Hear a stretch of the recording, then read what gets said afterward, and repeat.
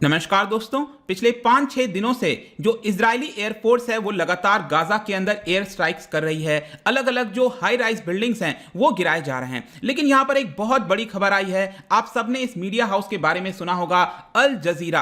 अल जजीरा का जो बिल्डिंग है जहां पर वो था गाजा के अंदर, उसको पूरी तरह से डिस्ट्रॉय कर दिया है। इसका वीडियो वगैरह भी मैं आपको अभी जस्ट दिखाऊंगा, लेकिन यहां पर आप न्यूज में देख सकते हो, इजरायली एयर स्ट्राइक डिस्ट्रॉयज अल जल्ला टावर। बेसिकली क्या है कि जो अल जजीरा का ऑफिस जिस बिल्डिंग के अंदर था, जो टावर है उसका नाम है अल जल्ला, और उसी टावर को यहां पर डिस्ट्रॉय किया गया है। सबसे पहले मैं आपको बता दूं कि इसको लेकर मैं काफी अपडेट्स देख रहा था और अल जजीरा ने ही इसको लेकर ट्वीट किया और अल जजीरा ने बताया कि इजराइल के द्वारा वार्निंग दी गई है कि जितने भी लोग हैं उस बिल्डिंग के अंदर वो निकल जाएं। मतलब 1 घंटे जस्ट पहले यहां पर वार्निंग दिया गया। और मैं आपको इसका मैप भी दिखा देता हूं। जैसा कि आप देख सकते हो, यह है आपका इजराइल, और इजराइल के अंदर यह है आपका वेस्ट बैंक जहां पर पैलेस्टीनियंस रह रहे हैं। जो पूरा मुद्दा है वो आपका जेरूसलम से स्टार्ट हुआ था, लेकिन जो हमास है गाजा के अंदर, वो यहां पर हरकत में आ गया और उन्होंने बहुत सारे स्ट्राइक्स किए, जिसको लेकर इजराइल के द्वारा लगातार अब डिस्ट्रॉय किया जा रहा है उनके अलग अलग इंफ्रास्ट्रक्चर को। तो यहां पर अगर आप देखोगे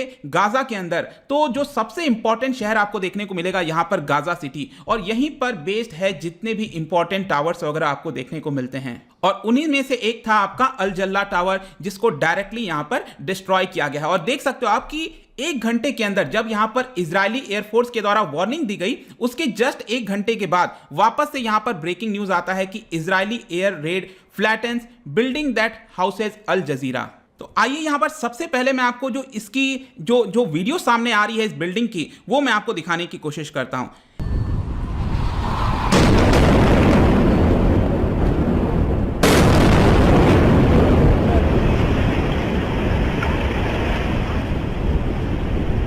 तो जैसा कि आपने देखा, वो जो बिल्डिंग है वो पूरी तरह से डिस्ट्रॉय कर दी गई थी। उसी बिल्डिंग का नाम था अल जल्ला टावर, और उसी के अंदर आप देखोगे तो यहां पर कई सारे, सिर्फ ऐसा नहीं है कि वहां पर अल जजीरा का ऑफिस था, इसके अलावा आपने सुना होगा the associated press bureau. Basically ये आपका अमेरिका के अंदर एक नॉन प्रॉफिट ऑर्गेनाइजेशन है जो कि न्यूज वगैरह से एसोसिएटेड है। जब इलेक्शंस हो रहे थे प्रेसिडेंट्स के, तब आपने एसोसिएटेड प्रेस के बारे में सुना होगा, तो उनका भी ऑफिस उसी के अंदर था, तो उसको यहां पर डिस्ट्रॉय किया गया है। तो यहां पर इसका इंप्लीकेशंस क्या होगा वो मैं आपको आता हूं इसको लेकर, लेकिन इसके पहले थोड़ा सा मैं आपको जल्दी से बता दूं कि 6th डे ऑफ रेड है ये। बेसिकली जो पूरा एयर स्ट्राइक किया जा रहा है यहां पर गाजा के ऊपर, पिछले मंडे से यहां पर ये जारी है, और ये वाला 6वां दिन है जिसमें आप देख पाओगे कि जो अलग अलग बिल्डिंग्स हैं उसको तो गिराए जा रहे हैं, लेकिन यहां पर यह भी खबर आई है कि आज रेफ्यूजी कैंप्स पर भी हमला किया गया, जहां पर 10 पैलेस्टीनियन सिविलियंस जो हैं वो मारे गए हैं, जिसमें 8 बच्चे हैं और 2 वुमेन हैं। तो सबसे बड़ी चिंता की बात यह है कि यहां पर अगर आप टेररिस्ट हमास वगैरह अलग अलग को अगर मारने की कोशिश कर रहे हो, इसके साथ साथ जो सिविलियंस हैं उनकी जो मौतें यहां पर हो रही हैं वो काफी ज्यादा दुखद है। यहां पर टोटल अभी तक बताया जा रहा है कि 140 पैलेस्टीनियंस जो गाजा के अंदर हैं वो मारे जा चुके हैं, जिसमें 39 चिल्ड्रन हैं, 1000 के आसपास लोगों को चोट आई है। तो ये तो मैं आपको सिर्फ गाजा की बात कर रहा हूं। अगर हम वेस्ट बैंक की बात करें, जहां पर जेरूसलम आपने देखा था, वहां पर 13 पैलेस्टीनियंस जो हैं वो मारे गए हैं, क्योंकि उनके द्वारा प्रोटेस्ट किया जा रहा था जो भी एयर स्ट्राइक किया जा रहा है इजराइल के द्वारा उसको लेकर। तो आइए अब हम समझते हैं कि इसका इंप्लीकेशंस क्या है। देखिए, ये जो अल जजीरा का आपका पूरा न्यूज एजेंसी है वो बेसिकली बिलोंग करता है कतर से। यहां पर आप नीचे देख सकते हो, ये है आपका कतर।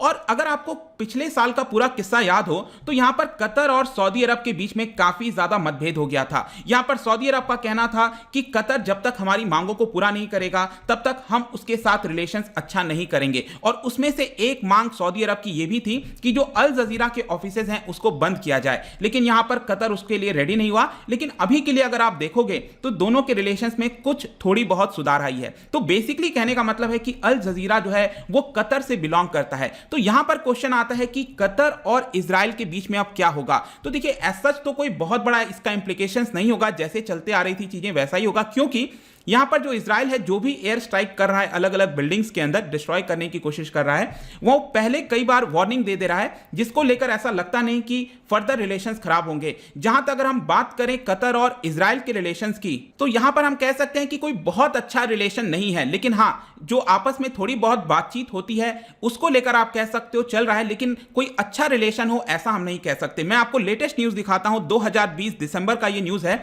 जहां पर फॉरेन मिनिस्टर कतर के, उन्होंने ये कह दिया कि नॉर्मलाइजेशन जो है रिलेशन इजराइल के साथ अभी नहीं हो सकता। कतर की बेसिकली यहां पर लंबे समय से मांग है कि पैलेस्टीनियंस को एक अपना देश का दर्जा दिया जाए। यहां पर उनका कहना है कि जो जेरूसलम है, ईस्ट जेरूसलम, वो कैपिटल बनाया जाए और अलग से देश का दर्जा दिया जाए। ये कतर का मांग है हमेशा से। और जो फॉरेन मिनिस्टर थे उनका यही कहना था कि अगर हम नॉर्मलाइज करेंगे रिलेशन इजराइल के साथ तो ये जो मांग है वो सबसे इंपॉर्टेंट है। इसके अलावा मैं आपको बता दूं कि 2007 में जब से हमास आया है आपका गाजा पट्टी में, मतलब उसको एक तरह से गवर्न कर रहा है, रूल कर रहा है गाजा पट्टी को हमास के द्वारा, 2007 से ऐसा चल रहा है। तो यहां पर कतर जो है इजराइल की मदद से कुछ हद तक जो फैसिलिटीज वगैरह है, वो हेल्प है, वो गाजा पट्टी में प्रोवाइड करता रहता है। तो देखिए यहां पर नॉर्मलाइजेशन की बात इसलिए आ रही है क्योंकि पिछले साल अगर आपको याद हो, यूएई हो गया, United Arab Emirates, Bahrain, Sudan, इन सब देशों ने यहां पर इजराइल के साथ जो डिप्लोमेटिक रिलेशंस हैं उसको स्टैब्लिश कर दिया था। मतलब बहुत समय के बाद किसी अरब देश के द्वारा यहां पर डिप्लोमेटिक रिलेशंस स्टैब्लिश करना काफी नामुमकिन सा माना जा रहा था, लेकिन ऐसा हो गया डोनाल्ड ट्रंप के दौरान। और इसीलिए कहा जा रहा था कि हो सकता है कि शायद जो कतर है वो भी अपने टाइज को अच्छा कर ले। लेकिन यहां पर जब फॉरेन मिनिस्टर से पूछा गया, उन्होंने कहा कि नहीं, जब तक जो 2002 का अरब पीस इनिशिएटिव है ये तब तक सॉल्व नहीं हो जाता, हम अपने रिलेशंस अच्छे नहीं कर पाएंगे। और ये जो इनिशिएटिव है मैं आपको इसके बारे में बता दूं, यहां पर उनके द्वारा ये बोला जाता है कि 1967 के वॉर के पहले जो सिचुएशंस थी वो इजराइल को एक्सेप्ट करना पड़ेगा। 1967 बार बार मुद्दा आ रहा है, तो आप इसको देख लो। यहां पर 1948 में जो सिचुएशंस थी वो इस प्रकार से थी। ये पहला वाला जो पिक्चर आप देख रहे हो, यहां पर क्या हुआ था कि 1948 में पहला इजराइल और अरब्स के बीच में वॉर हुआ था, जिसमें इजराइल ने काफी बड़ा जो हिस्सा है, लैंड है, वो अपने अंडर में ले लिया था। लेकिन 1967 में वापस से वॉर होता है और आप देख पाओगे यहां पर सेकंड वाले पिक्चर में कि काफी सिकुड़ कर रह जाता है। ये जो वेस्ट बैंक है काफी छोटा हो गया है और जो ईस्ट जेरूसलम है उसको भी ऑक्यूपाई कर लिया था। तो जो 2002 का अरब पीस इनिशिएटिव है वो ये कहता है कि इजराइल को यहां पर गाजा, वेस्ट बैंक और जो ईस्ट जेरूसलम है ये वापस अच्छे से लौटाना पड़ेगा। 1967 के पहले जो हालात थे वैसे करने पड़ेंगे, तब जाकर हम इजराइल के साथ अच्छा रिलेशंस रखेंगे।